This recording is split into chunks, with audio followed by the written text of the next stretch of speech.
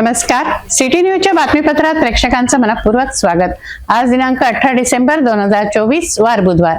बातमीपत्राची सुरुवात करूया सुविचार मालेने। कासवाच्या गतीने का होईना पण रोज थोडी थोडी प्रगती करा, खूप ससे येतील आडवे, बस त्यांना हरवायची हिम्मत ठेवा।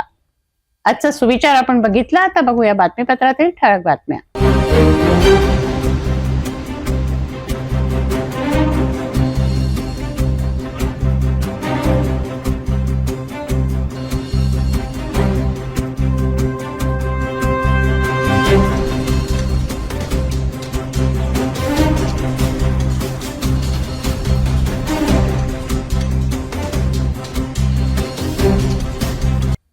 आपण ठळक बातम्या बघितल्या, आता घेऊया छोटासा ब्रेक।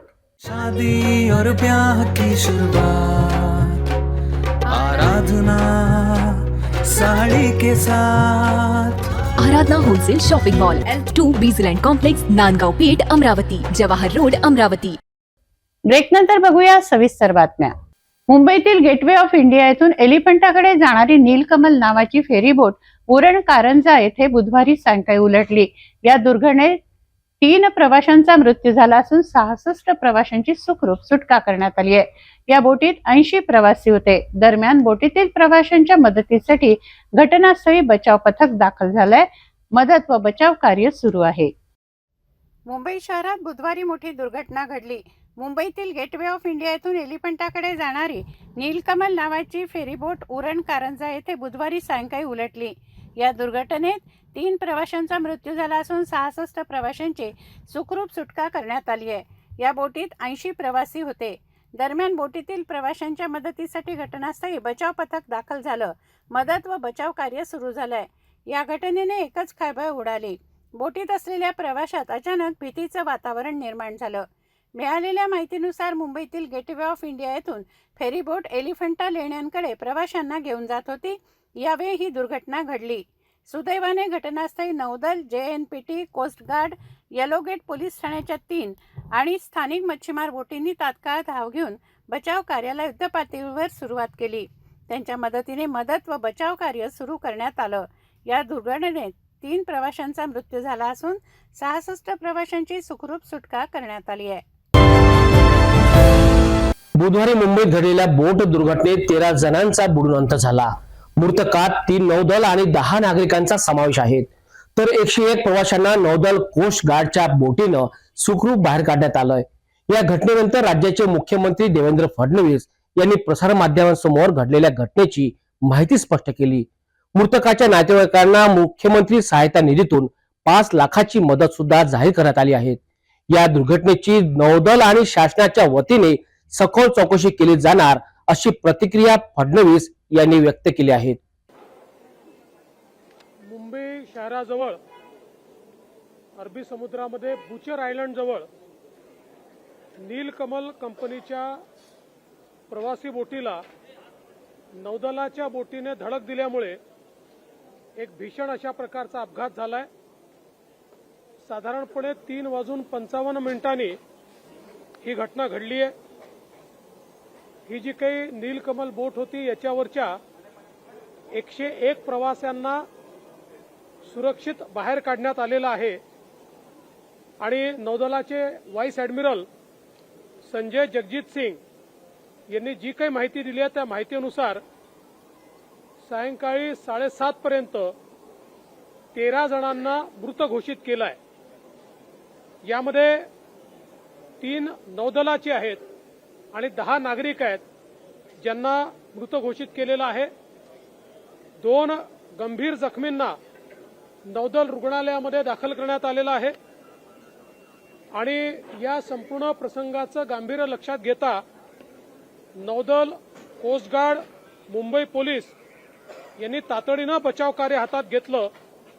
या बचाव कार्यामध्ये नौदलाचे 11 क्राफ्ट आणि 4 हेलिकॉप्टरची मदत घेण्यात आली।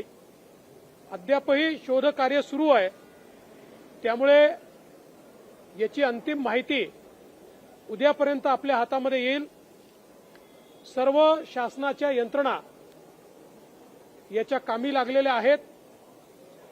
जे काही मृतक आहेत त्या मृतकांना 5 लाख रुपयाची मदत ही या ठिकाणी मुख्यमंत्री सहायता निधीच्या माध्यमातून दिली जाईल आणि या संपूर्ण घटनेची सखोल चौकशी ही शासनाच्या वतीनं आणि नौदलाच्या वतीनं केली जाईल.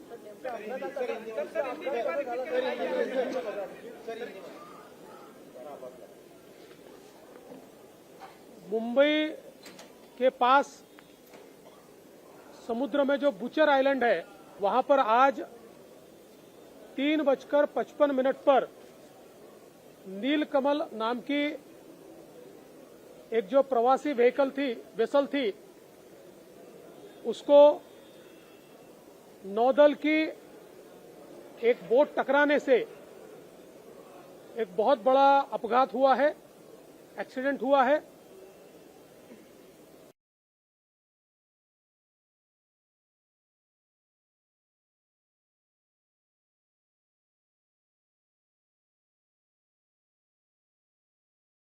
इसमें हुई है शाम 7:30 बजे तक की ये जानकारी है. इन 13 लोगों में 10 सिविलियंस है और 3 नेवी के लोग हैं जिनकी मृत्यु हुई है.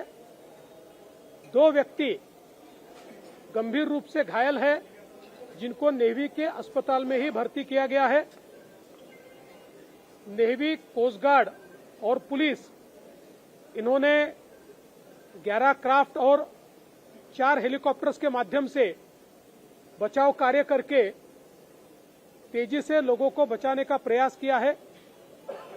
अभी भी अंतिम इसका समाचार नहीं मिल पाया है. जो कल सुबह तक पता चलेगा कि अगर कोई और मिसिंग है तो उसके बारे में जानकारी ये कल सुबह तक मिल पाएगी. अभी तक की जानकारी हमने आपको दी है. जो जिन लोगों की मृत्यु हुई है उनको सीएम रिलीफ फंड से 5 लाख रुपए दिए जाएंगे और ये जो पूरी घटना है इस घटना की तफ्तीश ये पुलिस भी करेगी और नेवी भी करेगी.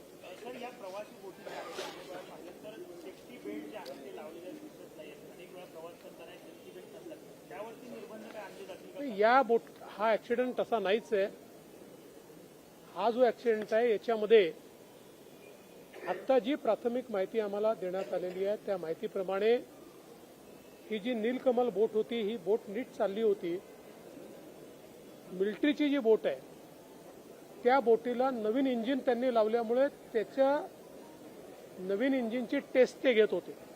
त्याचा व्हिडिओ देखील आता उपलब्ध आहे, आपण बघितला असेल तर ते 8 आकार जो काढतात ते टेस्टिंग त्यांचं चाललं होतं आणि त्या टेस्टिंगच्या वेळी त्यांचं प्राथमिक मत असं आहे की इंजिनचा काही थ्रॉटलचा प्रॉब्लेम झाला आणि त्याच्यामुळे त्यांचा ताबा गेला आणि थेट या नेव्हीच्या बोटीने या नीलकमल बोटीवर जाऊन त्या ठिकाणी ती आदळली आणि त्यातनं अपघात झालेला. चला.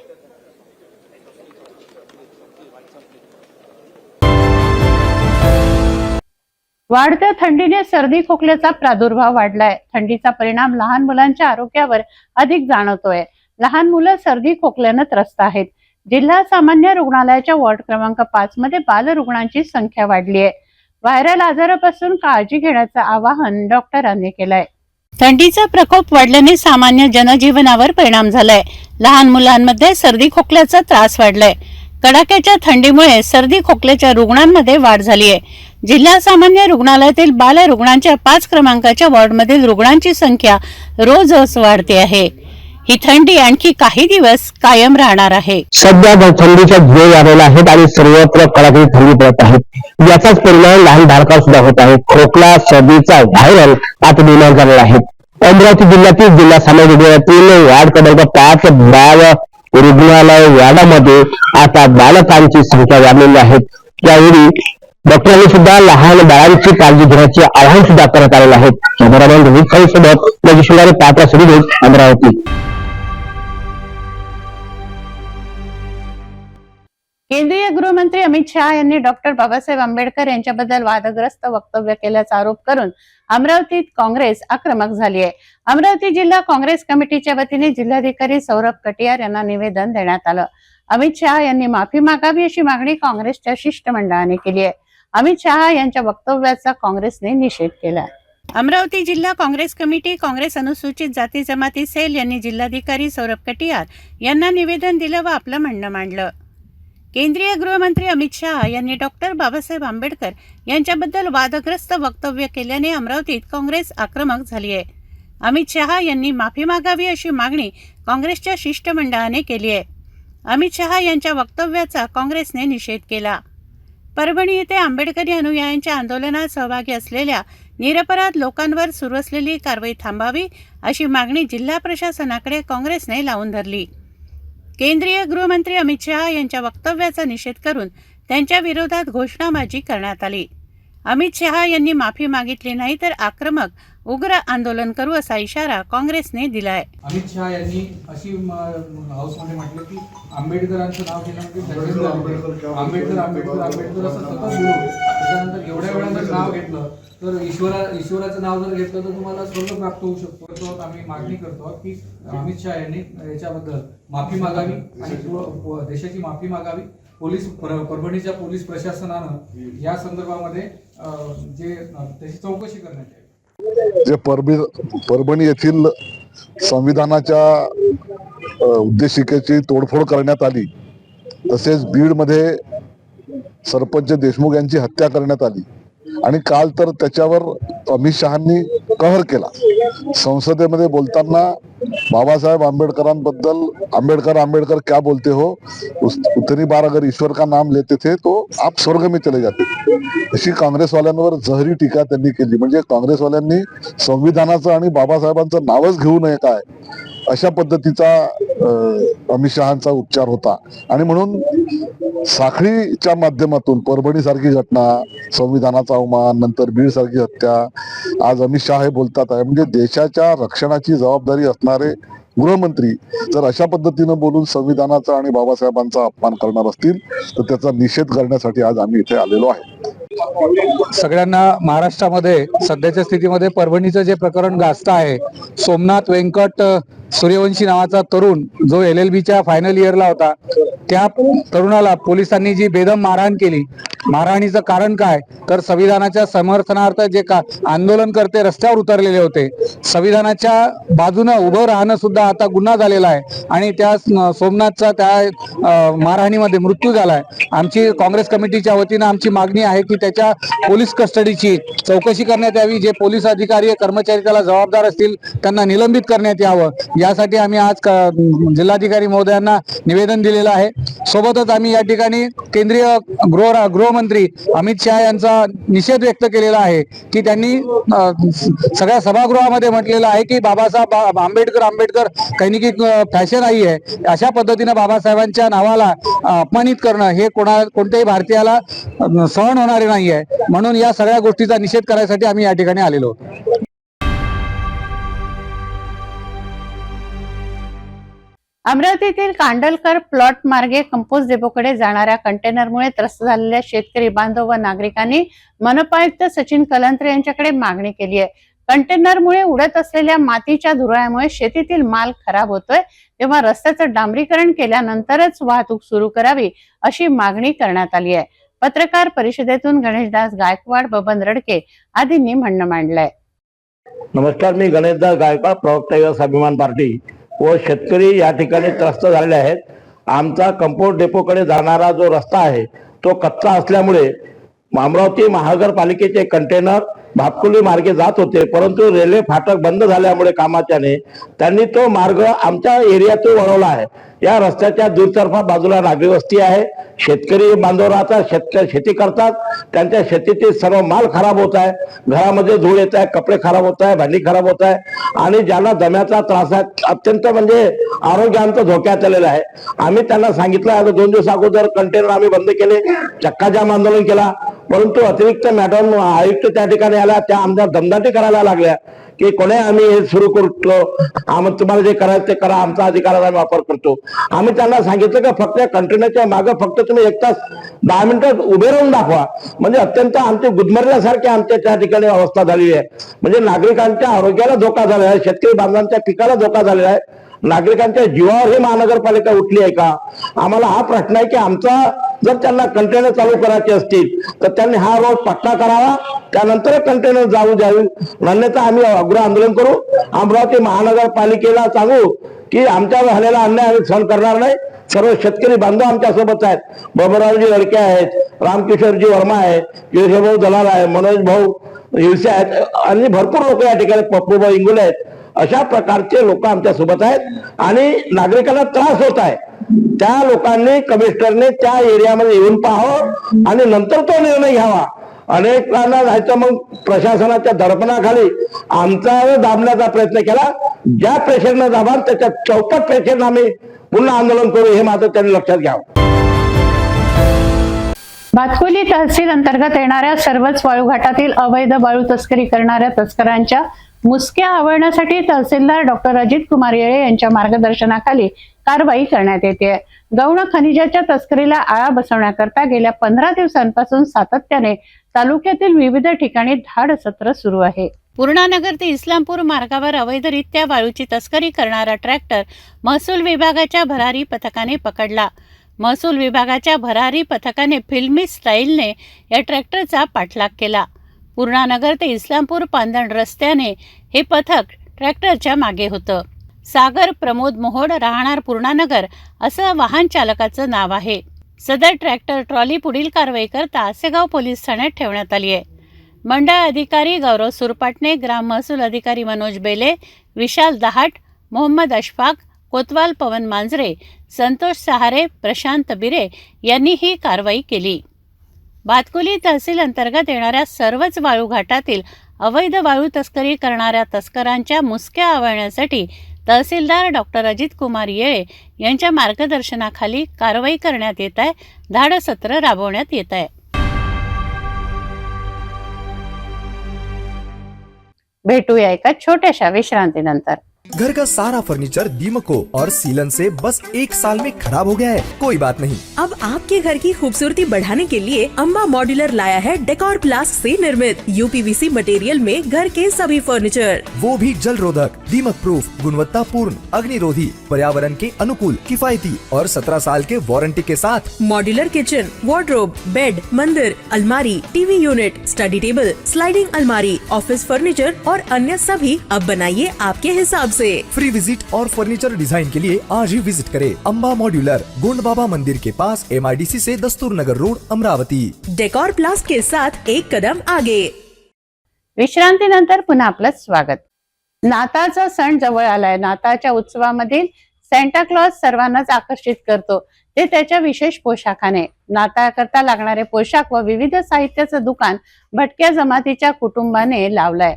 कुडकुडणाऱ्या थंडीत उघड्यावर थाटलेला संसार, कुटुंबातील चिमुकल्यांनी स्वीकारलेली घरकामाची जबाबदारी, पोट भरण्यासाठी आटापिटा करणारं हे कुटुंब. चोरी भांडण या विषयाला या पारधी कुटुंबाने तिलांजली दिली आहे. घरकाम करणारी ही चिमुकली मात्र शिक्षणाच्या प्रवाहापासून दूर आहे. व्यवसाय करून कुटुंबाचा उदरनिर्वाह करणाऱ्या पारधी कुटुंबाने इरविन चौक येथील डॉक्टर बाबासाहेब आंबेडकर पुतळ्याच्या परिसरात उघड्यावर दुकान थाटले, तर दुसरीकडे कडाक्याच्या थंडीत संसारही उघड्यावरच आहे. नाताळचा सण आला आहे, यासाठी लागणारे पोशाख व अन्य साहित्याची विक्री हे कुटुंब करत आहे. मुंबई येथून माल आणून क्रिसमस उत्सवाला लागणारं डेकोरेशनचं सामान, गिफ्ट, बलून्स असं सारं विकायला ठेवलं आहे. घरातील वयस्क व्यक्ती काम करत आहेत, तर चिमुकली मुलगी घरातील जबाबदाऱ्या सांभाळते. भांडे स्वच्छ करण्याच्या कामात एक मुलगी व्यस्त आहे.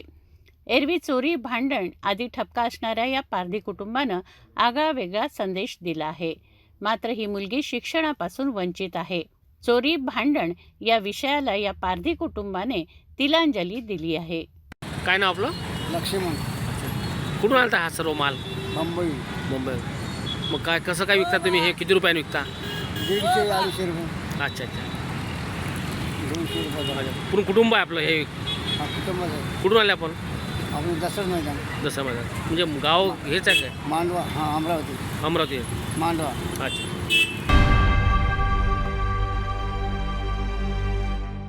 परभणी येथील संविधान अवमान प्रकरणी झालेल्या निषेध आंदोलनातील भीमसैनिक सोमनाथ सूर्यवंशीचा पोलीस कोठडीत मृत्यू झाला. त्याच्या मृत्यूला जबाबदार पोलीस अधिकारी कर्मचाऱ्यांवर सदोष मनुष्यवधाचा गुन्हा दाखल करावा.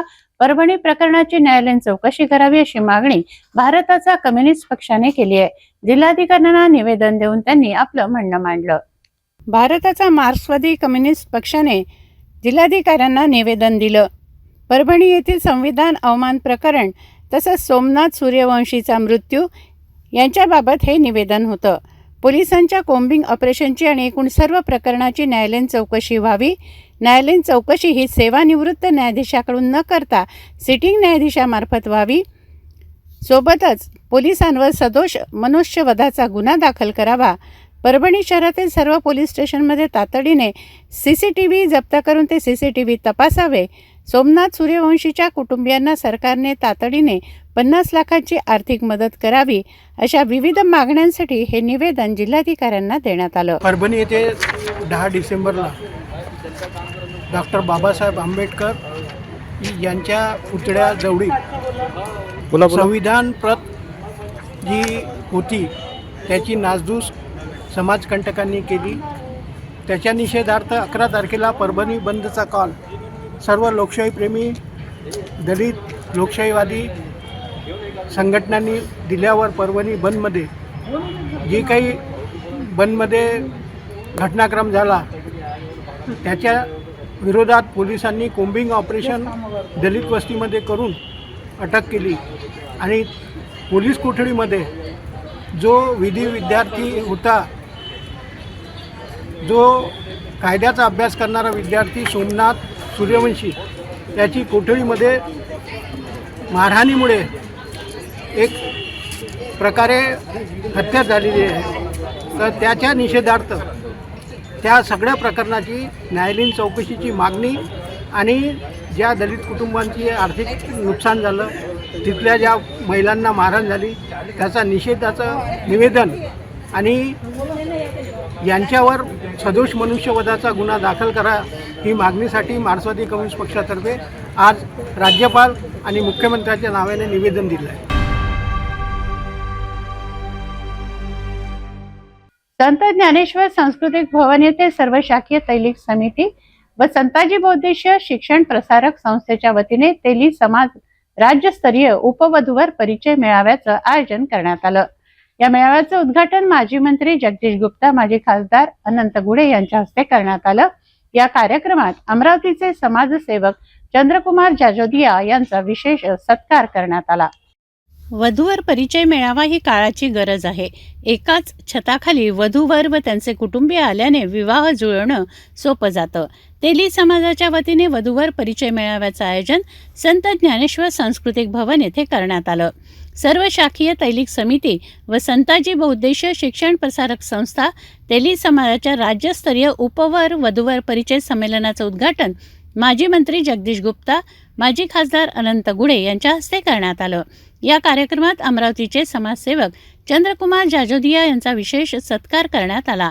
यावेळी माजी महापौर विलास इंगोले, डॉक्टर संजय शिरभाते, नागपूरचे आमदार अभिजित वंजारी, अनिल बजाईत, जयदादा बेलखडे, डॉक्टर प्रवीण चौधरी, मोहन शिरभाते, शिक्षणाधिकारी निलिमा टाके, बाळासाहेब औतकर, महेश माथुरकर, नंदू तिखिले, श्रीराम सुखसोहळे, अविनाश टाके, अविनाश राजगुरे, संतोष शिरभाते, विनायक गुल्हाने, संजय जावळे, डॉक्टर राहुल लोखंडे, संजय मापले, सुनील मायोदे, राजेश आगरकर यांच्यासह मान्यवर उपस्थित होते. जाता जाता पुन्हा एकदा आजच्या ठळक बातम्या.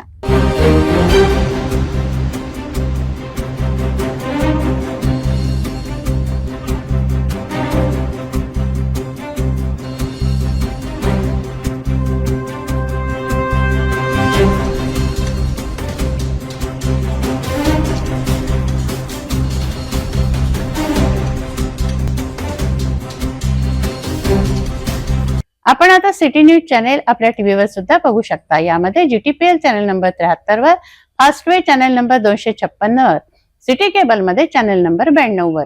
जर आपल्या टीव्हीवर सिटी न्यूज चॅनल दिसत नसेल तर आपण आपल्या केबल ऑपरेटरशी संपर्क करावा. आपण सिटी न्यूज केबलच्या व्यतिरिक्त YouTube, फेसबुक, इंस्टाग्राम आणि ट्विटरवर सुद्धा बघू शकता. याकरता सोशल मीडिया अकाउंट सबस्क्राईब करा, फॉलो करा, लाईक करा. YouTube अकाउंट सबस्क्राईब करण्याकरता सबस्क्राईब बटनला क्लिक करा आणि बेल आयकॉन दाबायला विसरू नका, कारण सर्वात आधी समाचार आपल्यापर्यंत पोहोचणार आहे. तसंच सिटी न्यूजचं फेसबुक पेज लाईक करा, इंस्टाग्राम आणि ट्विटर हँडल फॉलो करा. आपण व्हॉट्सअपवर सुद्धा सूचना देऊन न्यूज प्राप्त करू शकता. व्हॉट्सअप नंबर स्क्रीनवर येतोय. हे बातमीपत्र एवढ्यावरच थांबवूया. पुन्हा भेटूया नवीन घडामोडींसह. नमस्कार.